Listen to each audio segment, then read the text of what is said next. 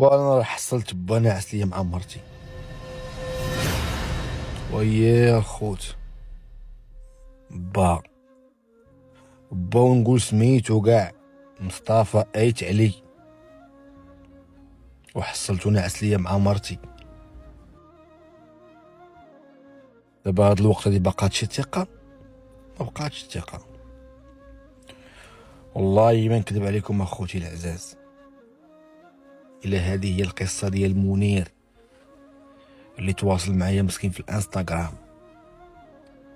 ودابا مسكين راه هجر حوايجو مشى هجر البلاد، هجر. وبعد ما عرف الحقيقه قال لي حيت الا ما هاجرتش غنولي مرتكب شي جريمه كبيره في حق هذيك المراه وفي حق هذاك با.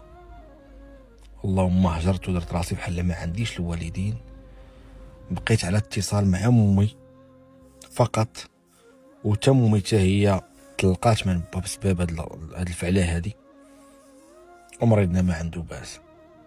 وهاد القصه هادي غنعاودها لكم بالديتاي،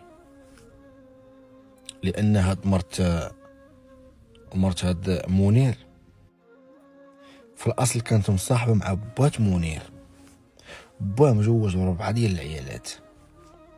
هادي ما يقدرش يتزوج بها لان الشرع عطاه 4، وهذوك ب4 عندهم معاهم مصالح ما يقدر يطلق حتى وحده فيهم.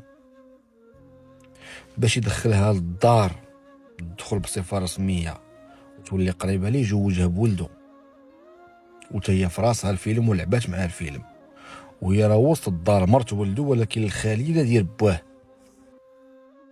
اقسم بالله هادو ماشي علامات الساعه، شي حاجه كثر، وقيلا قربنا كاع.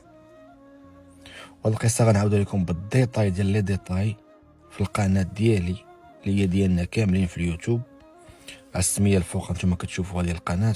وكنشكركم كاملين اخوتي العزاز اللي وصلتونا في تيك توك ل 200 الف مشترك في ظرف وجيز. كنشكركم على الثقه ديالكم كاملين كاملين كاملين، الله يخطيكم عليا، وتنبغيكم بزاف بزاف بزاف بزاف بزاف، وتحياتي لكم.